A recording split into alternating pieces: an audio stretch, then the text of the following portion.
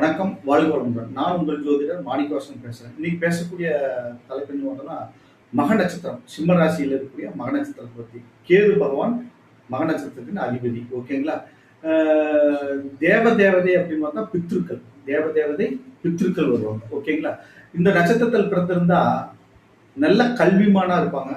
ஓகேங்களா? கொஞ்சம் கோபமும் அதிகமா இருக்கும். முன்கோபம் இருக்கும். சிம்ம ராசியில பிறந்திருக்கிறதுனால தனக்கு கீழே எல்லாரும் இருக்கணும் அப்படிங்கிற ஒரு இது இருக்கு. எல்லாத்தையும் அடக்கி ஆளக்கூடிய பவர் உண்டு.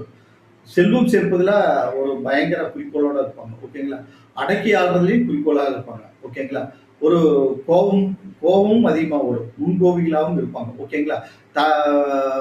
பெரியோர்கள் இடத்துல, சான்றோர் பெரியோர்கள் இடத்துல மதிப்பு மரியாதை வைப்பாங்க. இதுவும் இருக்கு. இது நல்ல குணங்களும் இருக்கு. 2 கலந்ததுதான் மக நட்சத்திரம். ஓகேங்களா?